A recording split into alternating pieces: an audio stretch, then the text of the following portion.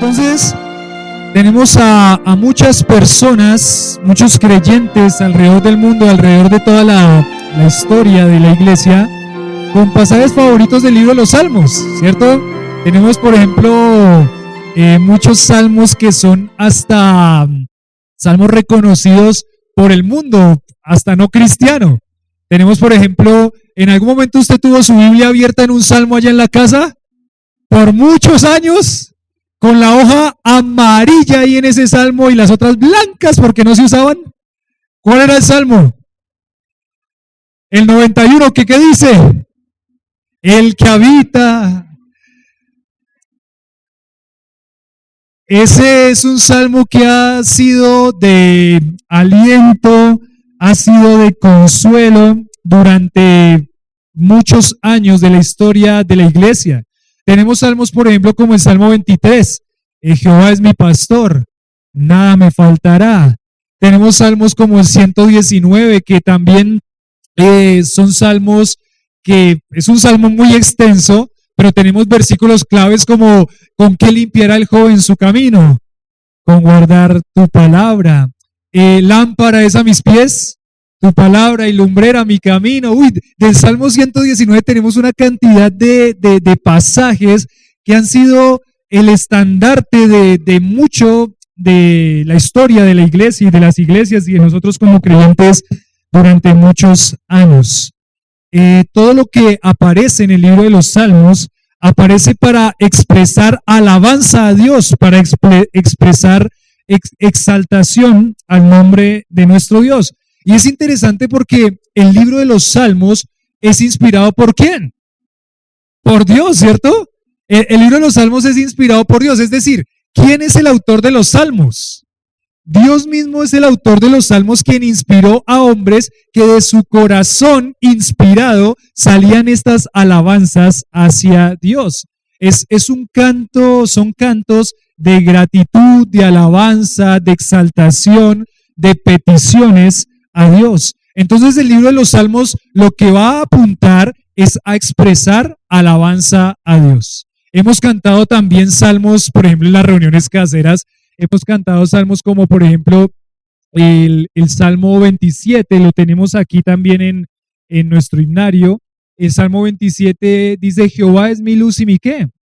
Mi salvación. ¿De quién he de atemorizarme? Entonces, el libro de los Salmos va a apuntar a la alabanza del pueblo de Dios. Era el himnario que tenía Israel. Es más, recuerdan que cuando hablamos en el campamento familiar acerca del Salmo 128, decíamos que esas eran una serie de salmos que se llaman salmos graduales o cánticos graduales, que ellos iban cantando a medida que iban avanzando hacia la ciudad de Jerusalén para celebrar sus fiestas.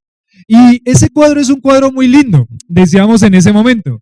¿Quiénes iban a la celebración de las fiestas en Israel? Iba el pueblo de Israel, que de todo Israel venían como familias, como clanes, como pueblos, iban caminando e iban cantando al Señor mientras iban llegando a Israel. Por eso se llaman cánticos graduales, porque eran los cánticos que ellos iban cantando a medida que iban avanzando hacia Israel. Entonces ustedes pueden pensar en este cuadro muy lindo, ¿no? En que ellos van avanzando, van cantando como familias, van expresando alabanza y adoración al Señor. Y este libro de los Salmos fue el cántico o el himnario que ellos utilizaron para expresar esa alabanza a Dios. La palabra salmo significa apretar o pulsación, apretar o pulsación. Como tiene que ver con la música, el libro de los Salmos tiene que ver con la música. Cuando pensamos en la palabra pulsación o pulsación de cuerdas, entonces nos está haciendo pensar que estos cantos en principio era para acompañarlos con instrumentos ¿de qué? De cuerdas. Es más, ustedes recuerdan que David tocaba un instrumento y se lo tocaba, por ejemplo, a Salomón para que él se calmara en sus momentos en los que él estaba, a Saúl, para tocarlo en sus momentos en el que él estaba como agitado, como perturbado. Él tocaba un instrumento que ¿cuál era? El arpa. El arpa es un instrumento de cuerdas que se pulsan las cuerdas para que generen sonido. Entonces esta palabra salmo significa apretar o pulsar las cuerdas. Y es interesante porque, bueno, cuando pensamos en el arpa de David, no estamos pensando en que el arpa de David era el arpa grandota que ahora conocemos, ¿no? El arpa paraguaya la conocen en Argentina, el arpa llanera que nosotros conocemos ahora, que es la grandota, que suena hermoso también, esa arpa. Quizás un día tengamos un arpa acá para la alabanza en la iglesia. ¿Alguno que se anime al arpa? Allá Samir dice que él va a intentarlo. Un arpa no era esa arpa grandota, era un instrumento pequeñito que se podía transportar a todos lados. Entonces, cuando pensamos en la palabra salmos, apretar, pulsación de cuerdas, tenemos en nuestro pensamiento que seguramente muchos de esos salmos iban a ser acompañados con instrumentos de cuerda, y también el autor de la mayor cantidad de salmos, ¿quién es? David. Y como él era un hombre que tocaba esa arpa pequeñita, entonces podemos pensar que muchos de esos salmos están para acompañarlo con esa arpa pequeña que David tenía. Entonces la palabra salmo significa ¿qué? Apretar o la pulsación de cuerdas. Y bueno, se llama así porque el pueblo de Israel lo utilizaba y la cantaba acompañado con cuerdas, Bueno, aquí en este libro de los salmos entonces lo que tenemos son todas canciones. En los salmos son todas canciones. ¿Listo? Todas son canciones. Los salmos son todas canciones. Este es el himnario que tenían ellos en ese momento. Y es lindo porque en este momento, por unas semanas, lo que vamos a hacer es abrir el himnario del pueblo de Dios, del pueblo de Israel, en ese momento, y vamos a estudiar la verdad de Dios cantada. Vamos a estudiar la verdad de Dios cantada. No la vamos a cantar, obviamente, pero vamos a estudiar la verdad de Dios que se cantaba, que venía de un corazón inspirado por Dios para la alabanza al Señor. Entonces, aquí podemos pensar que la alabanza bíblica está arraigada en pensamientos que Dios mismo dijo acerca de sí mismo, porque todos estos pensamientos que están expresados en los salmos son inspirados por Dios, entonces son pensamientos que Dios inspiró a los autores para que escribieran acerca de Dios mismo. Y después de los pensamientos acerca de Dios, eso pasa a las emociones y después pasa a las acciones. ¿Por qué es tan importante la alabanza al Señor y la música del pueblo de Dios? Porque lo que nosotros cantamos nos va a llevar también a las acciones que nosotros vamos a generar en cuanto a nuestra vida espiritual. Las canciones son algo muy poderoso. Nosotros somos seres musicales. Dios nos creó como seres musicales. Por eso es que se nos queda la música tan fácilmente, ¿cierto? Usted dice, ¿por qué se me quedó ese vallenato, ¿cierto? ¿Por qué se me quedó ese vallenato que escuché en la calle si solamente lo escuché una vez? ¿Por qué se le quedó? Porque nosotros somos seres musicales y Dios nos dio la capacidad de que esa música la retengamos para alabanza para Él. Bueno, ya después Satanás lo distorsionó, pero nosotros somos seres musicales que estamos llamados a la alabanza de Dios. A la alabanza de Dios. Entonces, lo que nosotros cantamos como creyentes, lo que nosotros cantamos como pueblo de Dios, es muy importante porque eso va a dictar nuestros pensamientos y va a dictar también nuestras acciones. Es lo que va a guiar nuestros pensamientos y lo que va a guiar nuestras acciones. Por eso es importante lo que nosotros cantamos. Y el libro de los Salmos son canciones inspiradas por Dios que Él quería que ellos escribieran acerca del mismo, de cómo es Dios, de quién es Él, de cómo actúa Dios. Entonces es importante que nosotros pensemos, cada vez que vamos leyendo los Salmos, esto fue cantado. Cada vez que vamos leyendo los Salmos nos está diciendo muchas cosas con relación a quién Dios es, a lo que Dios hace, y eso va a dictar y va a guiar nuestros pensamientos y nuestras acciones. Entonces, en conclusión para esta primera parte, en últimas, ¿quién escribió estas canciones? Dios escribió estas canciones para que nosotros pudiéramos reconocer, ver, o para que ellos pudieran cantar acerca de este Dios maravilloso. El libro de los Salmos tiene una particularidad también. El libro de los Salmos se escribió en un periodo de casi 1000 años. O sea, desde que se escribió el primer salmo con Moisés fue el que escribió el primer salmo, hasta el último salmo que se recopiló y que está aquí en este libro de los Salmos, pasaron 1000 años. El último salmo que se escribió, se cree que se escribió después de que ellos regresaron del exilio de Babilonia, ahí en Siria, para volver a reconstruir toda esta ciudad de Israel. Entonces tenemos un periodo de 1000 años desde Moisés, que escribió el primero, hasta el exilio, que fue cuando ellos regresaron de Babilonia, o esa cautividad ahí en Siria. Entonces escribieron un periodo de casi 1000 años, y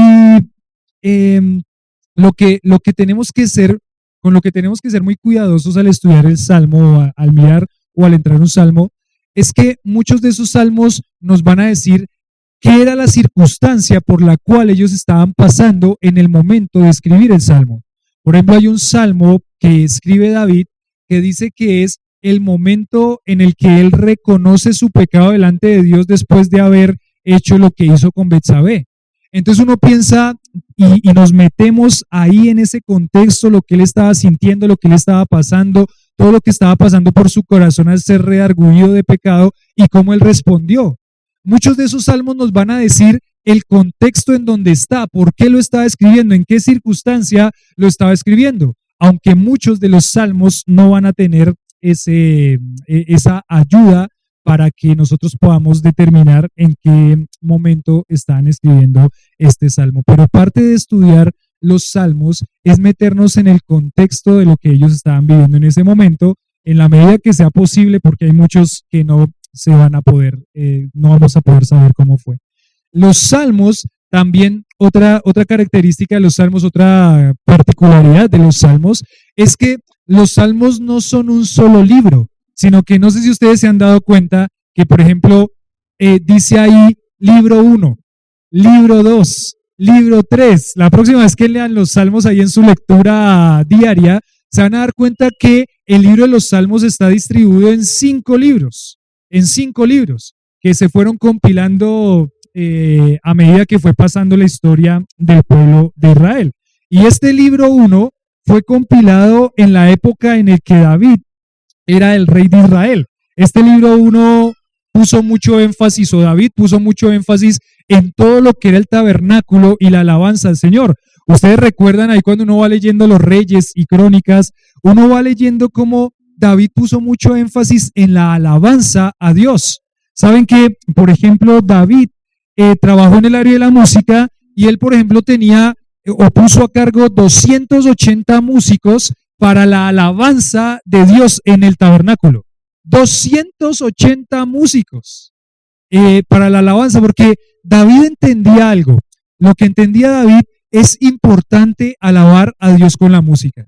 Y se tiene que hacer lo mejor posible y se tiene que crecer en ese ámbito como pueblo de Dios, porque para Dios lo que le cantamos es importante. Para Dios lo que le cantamos es importante. Y es muy importante pensar en este aspecto, porque para David la alabanza era una prioridad como pueblo de Dios. Él enfatizaba la vida espiritual del pueblo de Dios cuando él iba también inspirado por Dios, generando todos estos salmos que estaban acá. Muchos de esos salmos obviamente fueron muy famosos, y muchos de los músicos también que David puso para la alabanza del pueblo de Dios eran personas famosas. De pronto no eran famosos no son famosos para nosotros, porque nosotros ya vivimos esa época, no vivimos esa época ya pasó hace mucho tiempo, pero digamos que si en esa época hubiéramos tenido todo esto de las 10 canciones más sonadas o los 10 artistas más sonados, tenemos como por ejemplo ahí a los hijos de Coré o los salmos de Asaf, que fueron personas que escribieron estos salmos y que en su momento fueron reconocidos como músicos muy excelentes, muy virtuosos para la escritura y para la alabanza del pueblo de Dios. Entonces, David entendía el valor de la alabanza corporativa. David entendía el valor que tenía la alabanza corporativa para el pueblo de Dios, y él enfocó mucho de su esfuerzo en que esto fuera algo excelente para alabar y bendecir el nombre de Dios. David escribió aproximadamente 70 salmos de los que tenemos acá. ¿Cuántos salmos hay?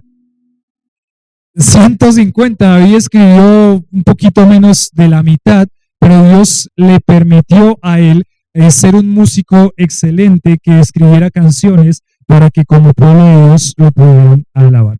Aquí vamos a tener en este momento, Vamos a empezar con el salmo. ¿Cuál sería el salmo con el que tendríamos que empezar? ¿Qué piensan? El uno, evidentemente. Es interesante porque lo que se piensa, los que han estudiado este tema de los salmos a profundidad, lo que se piensa es que el Salmo uno no era el Salmo uno, no era el primer salmo. El pueblo de Israel reconocía prácticamente el Salmo 2 como el primer salmo, pero el Salmo uno se puso ahí como Salmo uno porque el Salmo uno es el que prácticamente va a dar la introducción a todos los salmos. Lo que dice el Salmo uno es lo que va a guiar todo el tema de los salmos y va a hacer un contraste muy interesante entre el impío y el justo. Entonces, este salmo es muy importante. Este salmo es muy importante. Vamos a ver aquí el Salmo 1, porque parece que para el pueblo de Israel el Salmo 1 era el corazón de todos los salmos. Si podríamos decirlo así, no hay salmo más importante para el pueblo de Israel que el Salmo ¿qué? 1. No hay salmo más importante para el pueblo de Israel que el Salmo 1. No que los otros no sean importantes, pero el Salmo 1 iba a dictar todo lo que iba a hacer la escritura de los salmos de ahí en adelante, o el tema de los salmos de ahí en adelante. Vamos a leer el Salmo 1, un salmo lindo, un salmo famoso también, un salmo que conocemos. ¿Cuántos hemos escuchado el Salmo 1 alguna vez? ¿Cuántos han leído varias veces el Salmo 1 en la historia de su vida cristiana? Uy, el Salmo 1 lo hemos escuchado y lo hemos visto muchas veces. Vamos a leer el Salmo 1 y dice así: bienaventurado que el varón que no anduvo en consejo de, ni estuvo en camino de, ni en silla de escarnecedores, sino que en la ley de Jehová está su delicia, y en su ley medita de día y de noche. Será como árbol plantado junto a corrientes de agua, que da su fruto en su tiempo, y su hoja no cae, y todo lo que hace, no así los malos, que son como el tamo que arrebata el viento. Por tanto, no se levantarán los malos en el juicio, ni los pecadores en la congregación de los justos. Porque Jehová conoce el camino de los justos, mas la senda de los malos perecerá. Es interesante, este libro es un libro que está en la categoría de libros poéticos. Este libro no es una carta como las que escribe Pablo a las iglesias. Este libro no está en la categoría de libros históricos como la historia de Israel en el Antiguo Testamento. Este libro no está en la categoría de libros proféticos que escribieron los profetas. Este libro está en la categoría de libros ¿qué? Poéticos. Cuando estudiamos las cartas, tenemos que mirar en la gramática cómo está diseñado gramaticalmente, sacar un diagrama gramatical para mirar las ideas. Cuando estamos, por ejemplo, en las narraciones, lo que hacemos es ser muy cuidadosos en ver cuáles son las escenas que tiene esa historia. Por ejemplo, la historia de Génesis capítulo 1, cuáles son las escenas que nos va mostrando como ese capítulo. Pero aquí en el libro de los Salmos, como estos son canciones, entonces, ¿qué es lo que vamos a tener que identificar? ¿En qué se dividen las canciones? En estrofas y en coros. Lo que vamos a tener que identificar cuando estamos leyendo los Salmos es dónde termina o dónde empieza y dónde termina un qué, una estrofa, un verso. Y hay veces que vamos a tener también coros que se repiten. Este salmo, por ejemplo, el Salmo 1, se ve evidentemente prácticamente dos estrofas. Del versículo 1 al versículo 3 tenemos la primera estrofa y del versículo 4 al versículo 6 tenemos la segunda estrofa. ¿Listo? Es una canción que tiene ¿cuántas estrofas? 2 estrofas. ¿Listo? Tiene 2 estrofas este salmo. Una canción con 2 estrofas. Bueno, el título que le puse a este salmo es En busca de la felicidad. ¿Cómo llama el libro, el título?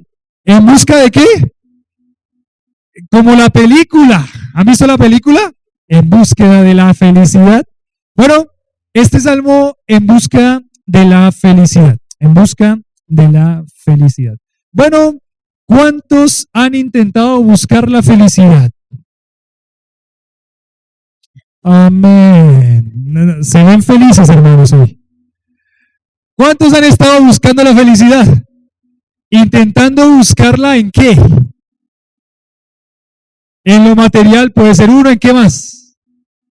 En una persona puede ser otro, ¿en qué más? En el dinero, en las amistades, en los sentimientos, en el trabajo. Intenta buscarse la felicidad. Por ejemplo, muchas personas piensan que van a ser felices cuando ya estén pensionados y no tengan que qué. Ahí en ese momento voy a ser realmente feliz. Hay una búsqueda continua de la felicidad en el corazón del ser humano. Este salmo nos va a decir quién realmente es feliz, quién realmente es una persona que está gozosa, y esa persona la describe muy bien el libro de los Salmos, o este Salmo capítulo 1, en búsqueda de la felicidad. Aquí lo que uno puede observar en este salmo es que hay dos caminos o hay dos destinos. Solamente hay dos, no hay tres. Hay dos caminos o dos destinos. Este salmo tiene un concepto que va a señalar dos clases o dos grupos de personas que van por caminos muy distintos. Un camino es completamente opuesto al otro. Y cada persona puede ir en uno de estos dos caminos. No hay tres caminos. Ante los ojos de personas puede pasar desapercibido, pero ante los ojos de Dios no. Solamente hay dos opciones. ¿Va por uno o va por el otro camino? ¿Va por el camino de la felicidad o va por el camino de la infelicidad? ¿Listo? ¿O va por el camino de la infelicidad? En el primer puntito vamos a ver el camino de la justicia. ¿El camino de qué? De la justicia. Y como primer punto vamos a poner: el camino de justicia lleva una vida de gozo y de mucho fruto. El camino de la justicia lleva una vida de ¿qué? De gozo y de mucho fruto. ¿Cuántos están gozosos hoy? Los otros van por el otro camino. ¿Cuántos están felices hoy? Los otros van por el otro camino. Por el camino de la justicia. ¿Esto? Por el camino de la justicia. Miremos acá, dice el versículo 1, bienaventurado el varón que no anduvo en consejo de ¿qué? De malos. Hay un camino de los malos. Siempre en este salmo va a ir haciendo un contraste. Acá dice el consejo de malos, ni estuvo en camino de ¿qué? De pecadores, ni en silla de escarnecedores se ha. Ahí hay unas características muy específicas. El camino de la justicia no es ese. El camino de la justicia no es ese. Solamente hay dos caminos, o va por el camino de justicia o va por el otro camino. Pero lo que decimos en el primer punto es: el camino de justicia lleva una vida de gozo y de mucho ¿qué? De mucho fruto. Uno piensa, ¿cuántos de nosotros como hijos de Dios y como creyentes queremos llevar fruto para Dios? ¿Cuántos de nosotros anhelamos eso? Yo creo que es un anhelo en el corazón de todos nosotros. Yo quiero que mi vida dé fruto para Dios. Yo quiero que mi vida sea utilizada por Dios. Entonces acá dice que la felicidad real, solamente la va a tener una persona que anda en el camino de la justicia. Aquí dice el primer versículo, bienaventurado. Esa palabra bienaventurado ya la habíamos visto en el campamento familiar, y esa palabra bienaventurado significa quien es realmente feliz. ¿Quién es realmente feliz? No una felicidad superficial, no una felicidad momentánea, ¿cierto? Yo puedo estar comiéndome un helado y estar ¿cómo? Feliz. ¿Cuántos están felices comiendo helado? ¿A quién no le gusta el helado?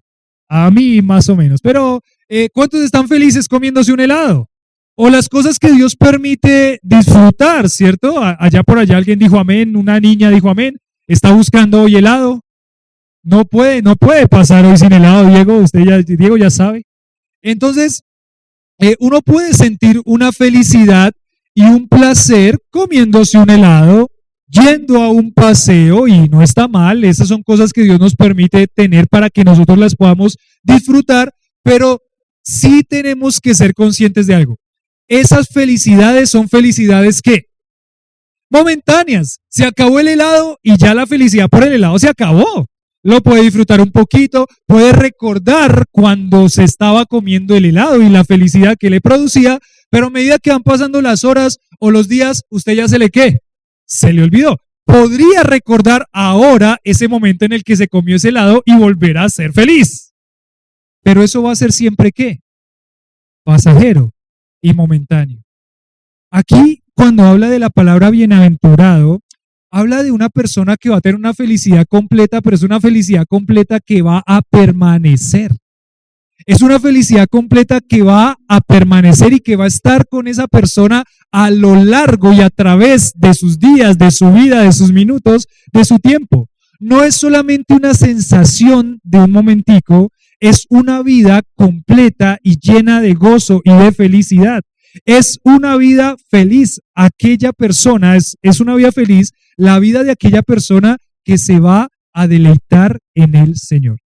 Acá dice, bienaventurado el varón. Bienaventurado el varón. La palabra bienaventurado entonces significa una vida completa y llena de felicidad, súper feliz, súper feliz. Y está contrastando con la vida del otro, el malo, el escarnecedor. Esa persona que no tiene en cuenta a Dios nunca, nunca, nunca podrá ser ¿qué? Feliz. Es interesante ese concepto. Hay personas que se ven felices, que no conocen del Señor, pero según el concepto bíblico, esa persona nunca va a poder ser ¿qué? Completamente feliz, como sí lo puede ser aquella persona que va por el camino de la justicia. Aquí la otra palabra que nos llama la atención es la palabra varón. Bienaventurado el varón que no anduvo en consejo de malos. Y el término no tiene tanto la idea de decir que solamente los hombres que no andan en el consejo de malo, sino toda la persona que pone su confianza en Dios, toda la persona que pone su confianza y camina en el camino de la justicia, esa persona es la que va a ser bienaventurada, completamente feliz. Entendemos que aquí no es necesario poner hombres y mujeres. Entendemos que cuando dice la palabra varón significa todas las personas que busquen el camino de la justicia van a ser bienaventuradas. No es como ahorita que ya empezamos a decir hermanos y qué, y hermanas. Hace unos años eso no existía. Cuando decíamos hermanos era un neutro que implicaba a quiénes, a todos, ¿cierto, hermanos? Cuando digo hermanos, buenos días, ¿cómo están? ¿A quién le estoy diciendo? ¿Solamente a los hombres? No, le estoy diciendo a todos los que estamos acá, pero ahora se nos va metiendo de a poquito un lenguaje que tenemos que incluir a todos y se nos va metiendo de a poquito ese lenguaje, pero aquí en este concepto pensamos cuando dice varón no está diciendo solamente exclusivamente a los hombres, está diciendo todas las personas que busquen el camino de la justicia van a ser completamente ¿qué? Felices. Todas las personas que busquen el camino de la justicia, el camino del Señor, van a tener un gozo en su corazón que no se lo va a poder quitar nadie. Todas las personas que busquen realmente al Señor, el camino de la justicia, van a poder llevar fruto en su vida espiritual, que sea un fruto para bendecir a su prójimo y que sea un fruto que permanezca por toda la eternidad. Bienaventurado el hombre, bienaventurado la persona, bienaventurada la persona que busque el camino de la justicia. ¿Por qué? Porque esa persona va a realmente ser gozosa y feliz a pesar de todo lo que esté pasando alrededor. ¿No le ha pasado? ¿No le ha pasado que a pesar de que hay un montón de cosas difíciles alrededor, usted qué tiene? Gozo. ¿A usted qué tiene? Alegría. Está feliz. El Señor llena su corazón. ¿Por qué? Porque usted está buscando la fuente de la felicidad, que es ¿quién? Cristo, nuestro Dios. Bienaventurado. El camino de la justicia lleva una vida de gozo y de mucho fruto.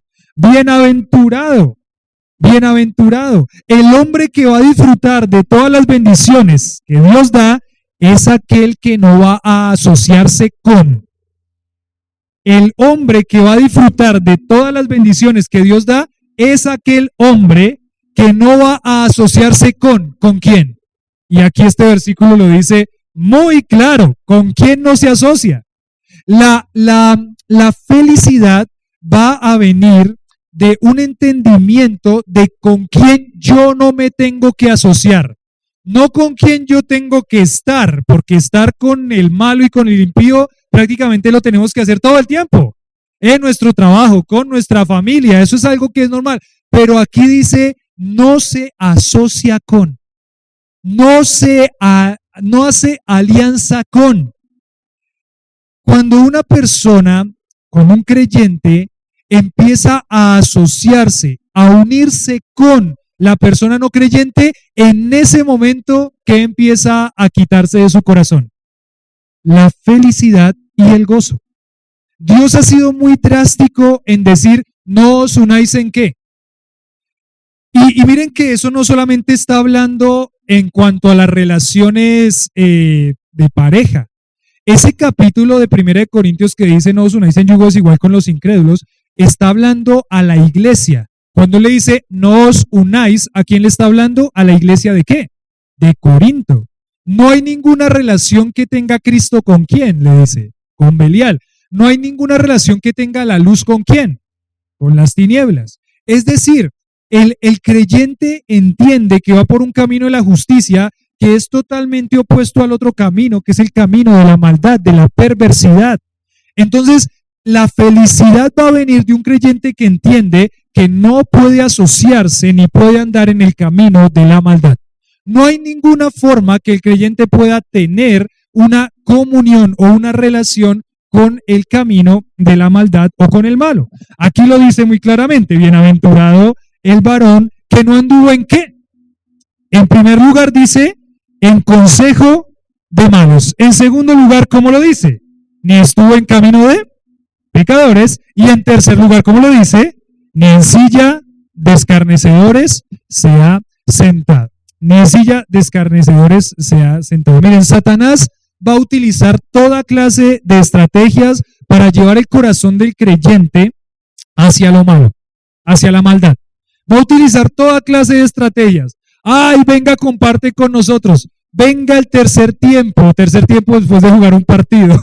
Tercer tiempo, venga para acá. Venga, se toma una. Venga una palacet. Venga una cosa. Venga la otra cosa. Satanás va a utilizar toda clase de artimañas para que uno tenga asociación o comunión con el malo.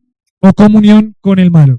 Pero desafortunadamente, a menos que no sea específicamente para poder llevar a esa persona a Cristo, no hay ninguna relación íntima que se pueda tener con una persona que no conoce al Señor. Satanás tiene una estrategia tremenda para alejar el corazón del creyente de la verdad de Dios. El mundo va creando, pues el sistema mundo que está gobernado por este enemigo que se llama Satanás, va creando su propio marco de referencia, va creando su filosofía, va creando sus conceptos, y lo que el creyente tiene que tener claro es, yo no me puedo asociar con quién, con el malo. Yo no me puedo asociar con este sistema mundo que está viciado por Satanás, que es el príncipe de este mundo. Entonces, ¿quién va a ser el hombre que es dichoso, que es feliz, que es bienaventurado? Es aquel hombre que no va a abrazar, ni a deleitarse, ni a asociarse, ni a aceptar el consejo de quién, del malo. No va a asociarse, no va a aceptar, no va a deleitarse, no va a abrazar el concepto del malo. No va a tener nada que ver en una relación íntima con la filosofía de este mundo o con aquellas personas que van por el camino que no es el camino de la justicia.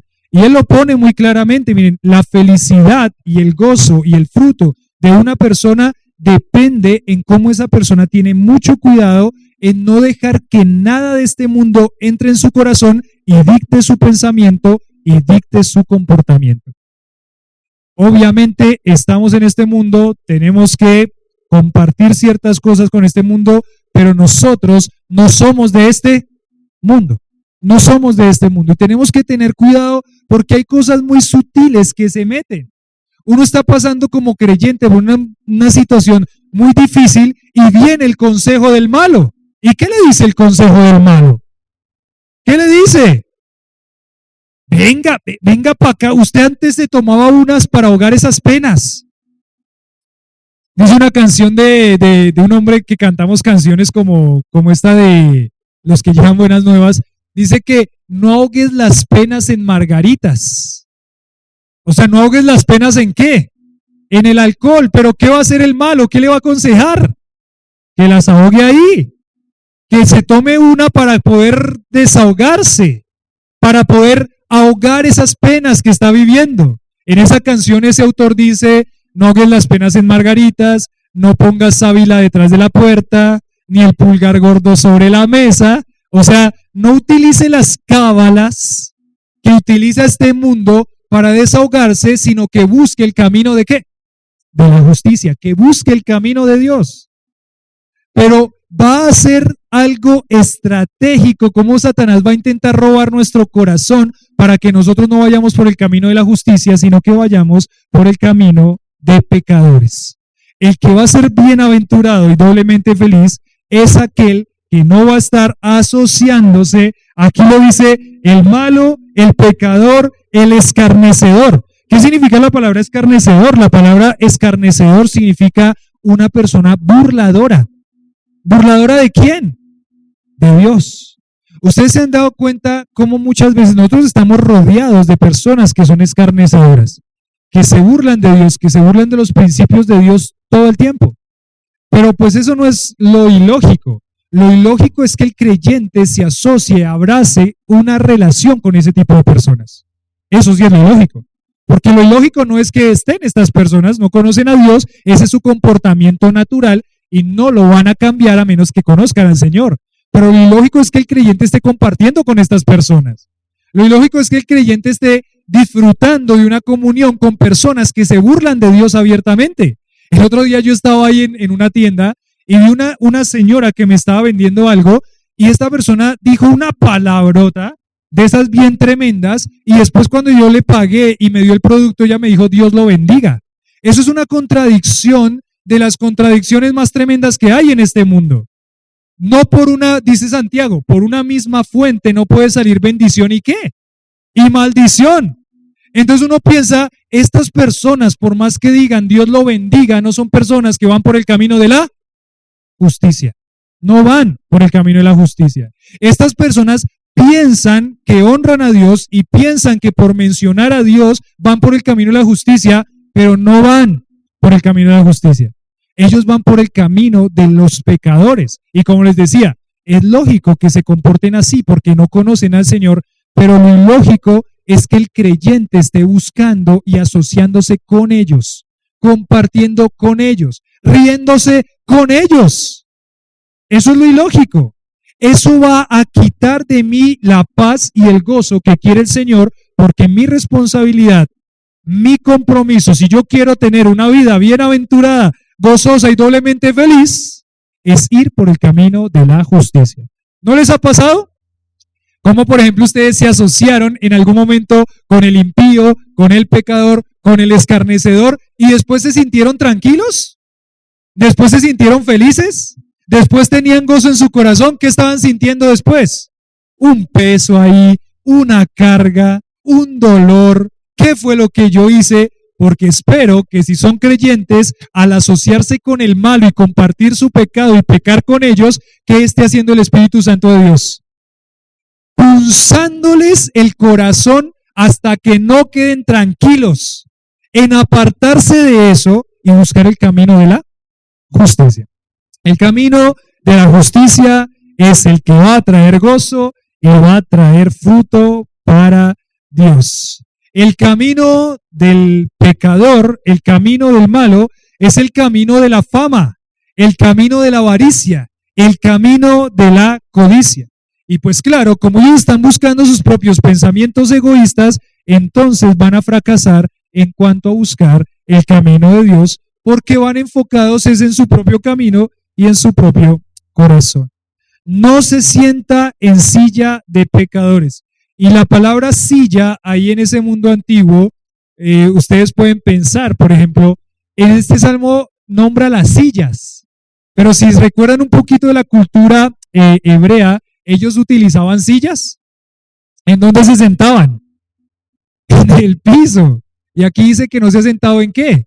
En silla. ¿Por qué? ¿Quién era el único que se sentaba en sillas? Los reyes. Eran los únicos que se sentaban en esas sillas grandes, en esos tronos grandes, porque la silla en ese mundo antiguo era un lugar de autoridad. Para nosotros no, nosotros tenemos sillas en cualquier lado, ¿cierto? Hasta 2 ladrillos y una tabla nos sirven para sillas. De cualquier lado sacamos sillas, pero para ellos no. Para ellos la silla era un lugar de autoridad. Entonces él está hablando, hay que tener mucho cuidado en cualquier circunstancia y a cualquier nivel, el no asociarse con los pecadores, con los escarnecedores, con los burladores. ¿Qué comunión tiene la luz con las tinieblas? Ninguna, ninguna. Pero aquí nos dice de otra forma, nos dice ahora en forma contraria, nos dice de una forma positiva, miren, sino que, ese es un contraste, y es el versículo 2, sino que ¿en qué? En la ley, bienaventurado el varón que en la ley de Jehová está su ¿qué? ¡Ay, sí! Y en su ley medita de día y de ¿qué? Y de noche. Hay un contraste muy marcado entre aquel que no va a buscar la voluntad de Dios, la palabra de Dios, no va a buscar el camino de Dios, y el que sí lo va a buscar. El que sí lo va a buscar tiene una característica muy específica. El camino de la justicia dice que es el camino en donde hay una persona que busca deleitarse ¿en qué? En la ley de Jehová. La delicia de este hombre o de esta persona está en la ley de Jehová. Si hay una persona que se deleita en la ley de Jehová, busque el consejo de esa persona. Si hay una persona que se deleita en los mandamientos de Dios, aquí pone ley como los mandamientos de Dios para el tiempo de David. ¿Cuál era la palabra? La palabra de Dios, ¿de qué estaba compuesta en el tiempo de David?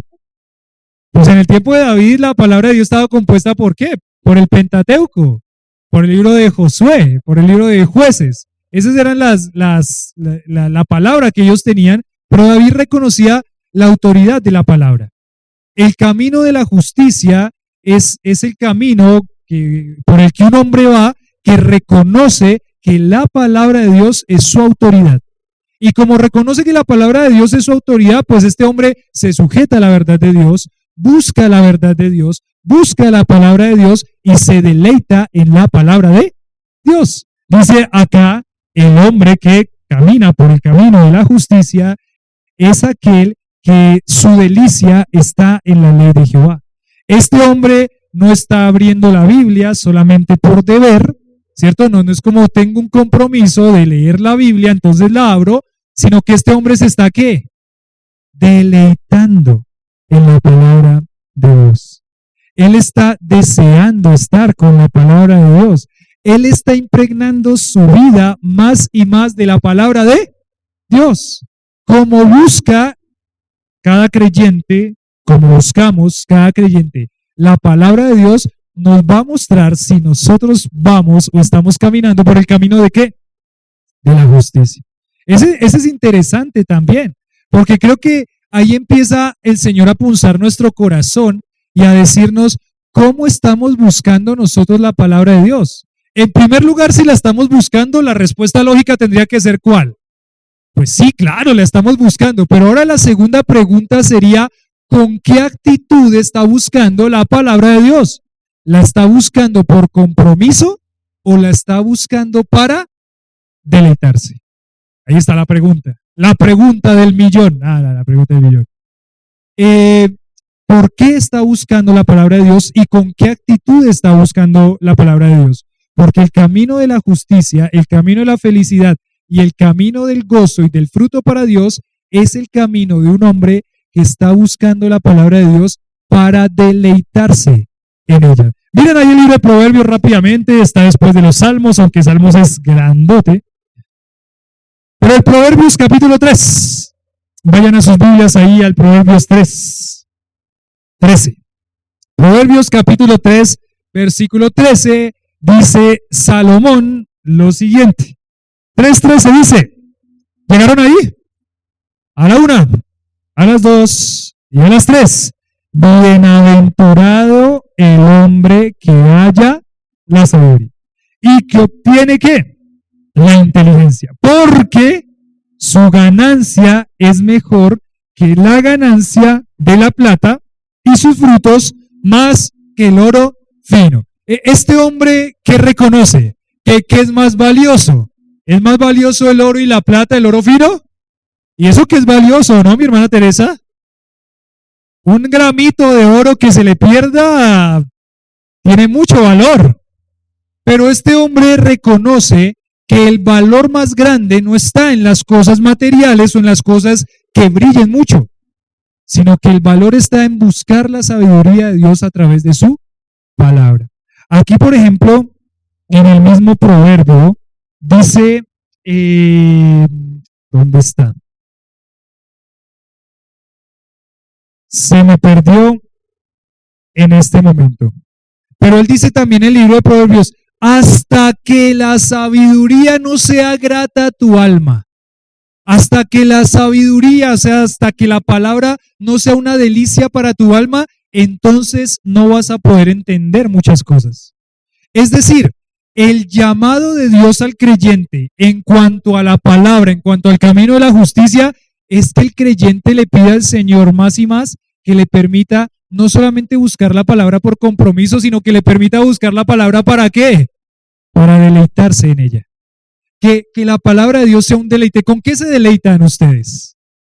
¿Qué les trae deleite a su vida? Pensemos en comida, ¿listo? Con la comida es más fácil. ¿Qué les deleita a su paladar? ¿Empanadas? ¿Qué les deleita a su paladar? ¿Una pixita? ¿Una carnecita así con un buen gordo? ¿Bien gordo? Puro sabor el gordo. Si no se come el gordo es pecado. ¿Una hamburguesita? ¿Qué le deleita a su paladar? Esa pastica, esos huevitos revueltos con arepa, chocolate. Que la palabra de Dios sea el deleite de nuestra alma. Que cuando nosotros nos acerquemos a la palabra sea esa sensación como cuando comemos eso que nos deleita tanto. Que la palabra de Dios sea nuestro deleite. Él está diciendo que bienaventurado es el varón que se deleita en la palabra, dice acá en el versículo 2, sino que en la ley de Jehová está su delicia y en su ley medita ¿de qué? De día y de noche. Este hombre que va a ser bienaventurado, doblemente feliz, que va a llevar fruto, es el hombre que entiende que no hay nada más valioso en este mundo que la palabra ¿de qué? De Dios. No en el fruto que ella genere, sino en la palabra de Dios misma. En la palabra de Dios misma. Todo lo que Dios ha dado como su palabra. Y después ahí nos dice, el que va a ser bienaventurado es aquel que medita. ¿Qué significa la palabra meditar? La palabra meditar significa susurrar. O la palabra también tiene que ver con conversar. Es una persona que entiende que cuando está abriendo la palabra, ¿qué está haciendo con Dios? Está hablando con Dios, porque por eso se dice que es la palabra de ¿quién? Cuando yo abro la palabra, no está hablando cualquier persona. En este momento, por ejemplo, no está hablando Julián. ¿Quién está hablando? Está hablando Dios a través de su palabra. Entonces, cuando empezamos a pensar en este término meditar, es una persona que está entendiendo que cuando hable la palabra para deleitarse en ella, está hablando directamente ¿con quién? Con Dios. Es la persona que va a ser altamente bendecida porque le da valor a lo que es la palabra de Dios. Esta persona quiere sacar hasta la última gota de la verdad, exprimir la verdad de Dios, deleitarse, sumergirse en la palabra de Dios.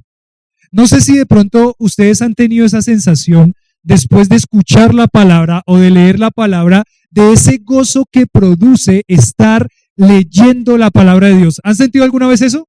¿Han tenido ese deleite alguna vez en su vida? Que aquí dijo Dios en su palabra esto, qué bendición. Esta semana, por ejemplo, yo leí Apocalipsis. Ahora que cantábamos La ciudad de Dios, estaba pensando en Apocalipsis, y yo leí Apocalipsis y decía, qué bendición. Eran los últimos capítulos de Apocalipsis. Qué bendición. La ciudad de Dios es lo que anhelo. ¿Quién? Yo. Qué bendición poder pensar en que vamos a estar en esa ciudad celestial. Que cuando yo leí ahí esa parte que dice, ya no habrá llanto, ya no habrá más muerte, ya no habrá más dolor, porque las primeras cosas pasaron. Y después de que leí esa parte, era como que mi corazón se llenaba ¿de qué? De gozo y de alegría, porque ¿quién era el que me estaba hablando ahí? Era Dios. La persona que sigue el camino de la justicia es una persona que va a deleitarse, va a buscar, va a meditar, va a aprovechar, va a ¿cómo sería esa palabra? Va a exprimir la palabra de Dios para sumergirse en ella. Si una persona está aquí y de pronto dice, pero en mí no hay ese pensamiento, yo no me deleito en la palabra, yo no quiero buscar la palabra, yo realmente no estoy pensando en la palabra, a mí la palabra no me importa. Tiene que examinar su corazón, porque puede ser o que está muy frío o que no es creyente, porque quien es creyente va a buscar el camino de la justicia, y el camino de la justicia es buscar, deleitarse, meditar ¿en qué? En la palabra. Quizás puede ser el día en que hoy usted se da cuenta, yo no soy creyente, yo no vivo una vida espiritual, yo no busco una vida espiritual, más bien mi caminar es un caminar que está asociado más con el malo que con el camino de la justicia. Y quizás hoy es el momento en el que Dios le está diciendo, arrepiéntase y pídame que lo salve, para que pueda ser salvo en Cristo Jesús. Esa palabra meditar es la persona que va a exprimir hasta la última gota. Miren ahí el mismo Salmo 119. Ahí pasemos los deditos antes de que se duerman. ¿Cuántos ya están dormidos? ¿Cuántos ya están meditando profundamente en la palabra? Amén. Pero de dormidos no. Salmo 119, 97. Miren lo que decía el mismo David acerca de la palabra. ¿Listo? Lo que decía David. David es un hombre que se ve que se deleitaba en la palabra del Señor. Y miren cómo le dice aquí en este Salmo 119, 97. Dice, oh, cuánto amo yo tu ley. Todo el día es ella a mí. Es prácticamente lo que dijo en el Salmo 1, ¿sí o no? Es lo mismo, sino que quizá intercambió las palabras. Oh, cuánto amo yo tu qué. Tu ley. Bueno, y si amo tu ley, ¿qué es lo que va a pasar como resultado? ¿Cómo se va a vivir esa vida? Pues que todo el día es ella mi qué. Mi meditación. Es interesante pensar en todo el día. ¿Cierto? ¿Todo el día usted está meditando la palabra de Dios? Y dice, pues regularmente no. Estoy pensando en que el almuerzo está, en que no está, en que se va a quemar el arroz, en que esto, en que lo otro, en que ya voy a salir que voy a llegar tarde, una cosa, la otra. Pero aquí el pensamiento de todo el día significa, para esta persona que vive en el camino de la justicia, esta persona tiene la palabra de Dios como algo muy importante en su vida. Tiene la palabra de Dios como algo que busca continuamente. Continuamente. No es algo esporádico, no es algo de cada 8 días. No. Esta persona valora tanto la palabra que la está buscando en su diario vivir. Y no solamente la busca al ir a leerla, sino que ustedes saben que muchas veces vamos a tener que encontrar la palabra de Dios que está en nuestra mente, ¿no? Y escarbarla por allá. Viene una situación y ¿qué tiene que hacer? En su mente tiene que escarbar lo que usted ya escuchó de la palabra y agarrar la palabra y sacar los principios bíblicos para poder afrontar esa situación. Oh, cuánto amo yo tu ley. Todo el día es ella mi meditación. Este hombre se dedicó toda su vida a meditar la palabra, a abrazar la palabra, a deleitarse en la palabra. Y miren lo que dice acá. ¿Qué va a producir en este hombre que está en el camino de la justicia, que es verdaderamente feliz, ¿qué va a producir en este hombre? Versículo 3. Será como qué? Como árbol plantado junto a corrientes de agua, que da su fruto en su tiempo, y su hoja no cae, y todo lo que hace.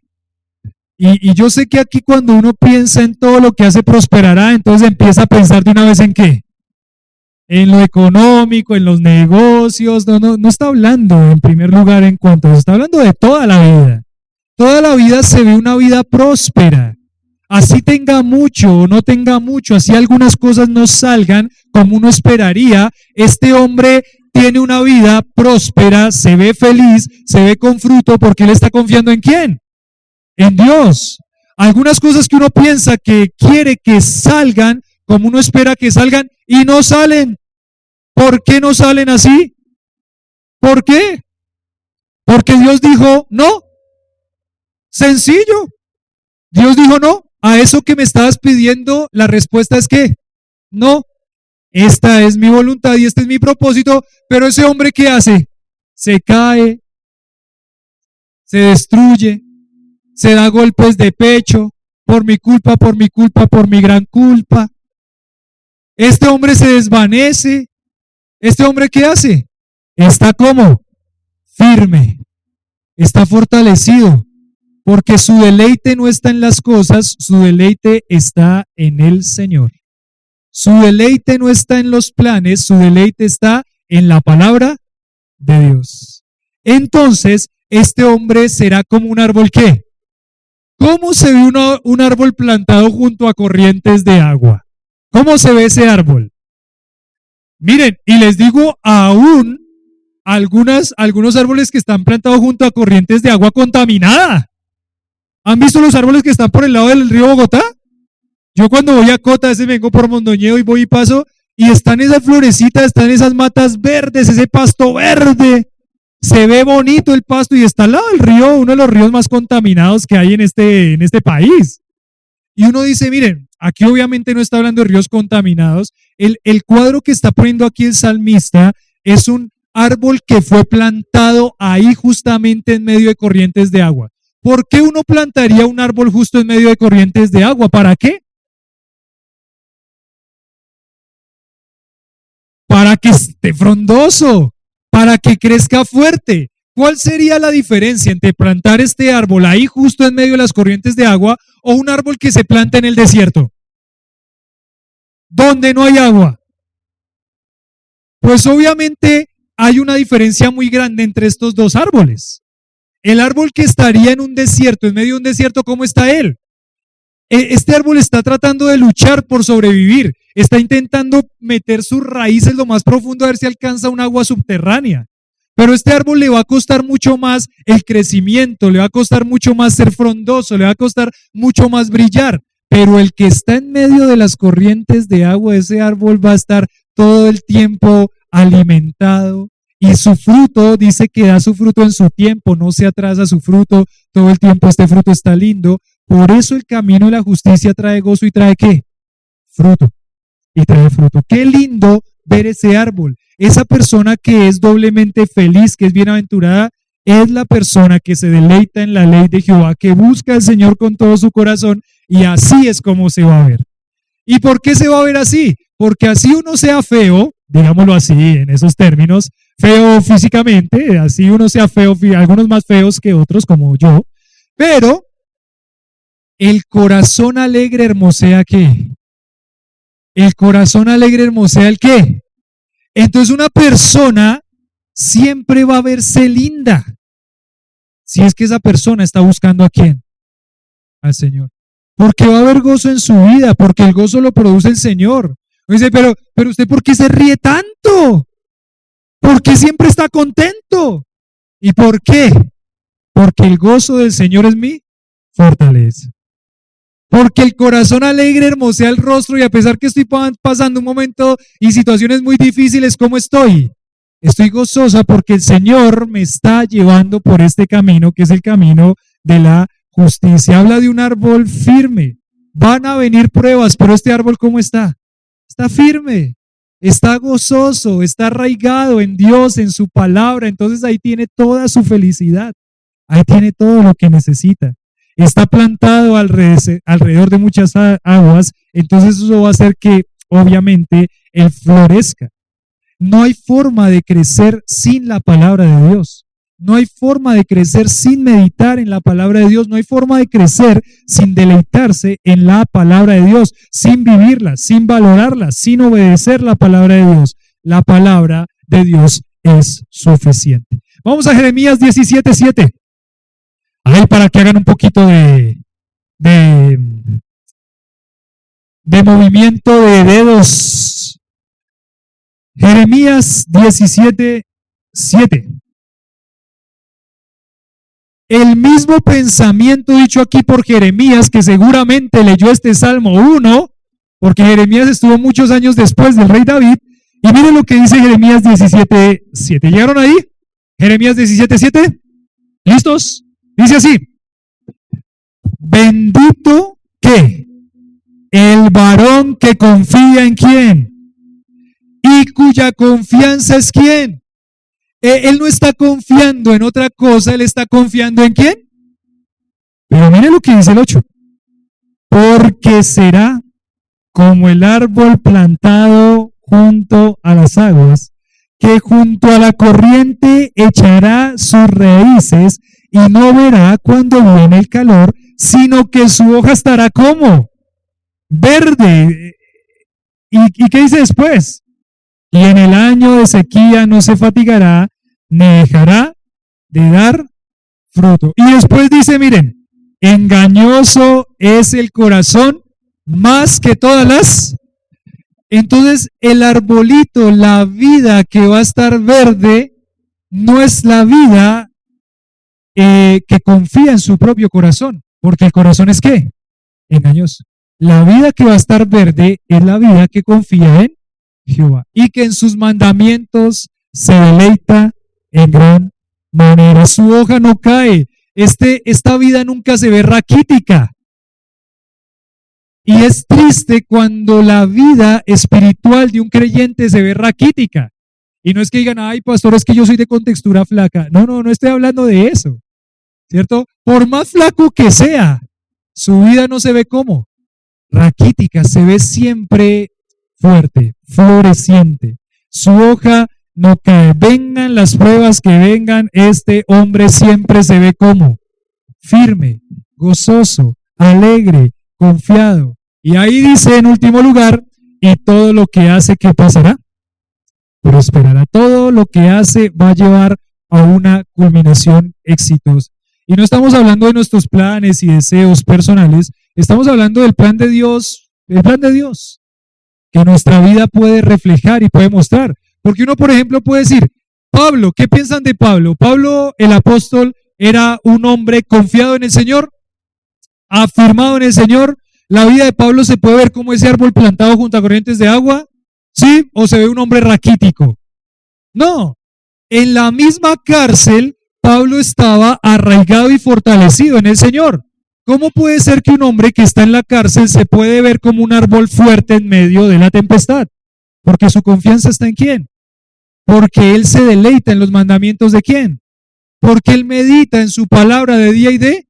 Es más, uno ve un corazón tan gozoso y tan lleno de fruto que en medio de la cárcel él está ¿qué haciendo? Está cantando. ¿Y qué está cantando? De pronto estaba cantando, en ese momento estaba cantando, bienaventurado el varón que no anduvo en consejo de malos. De pronto puede ser, algún salmo estaba cantando, tenían toda la noche para cantar. Pero este hombre está confiado en el Señor. ¿Y Dios prosperó a Pablo? ¿Sí o no? Un hombre que llevó mucho fruto. A los ojos del mundo puede ser un hombre fracasado que estaba en la cárcel todo el tiempo y que no tenía ningún bien material. Ante los ojos de Dios es un hombre que es próspero y que lleva fruto en su vida y que ese fruto también da fruto en la vida de otras personas. Uno, por ejemplo, también puede ver a José. José dice que Dios pone la gracia en José. José se deleita en el Señor y en guardar sus mandamientos y su vida es bienaventurada. Y uno ve a un José que dice que prosperó en todo lo que, ¿qué?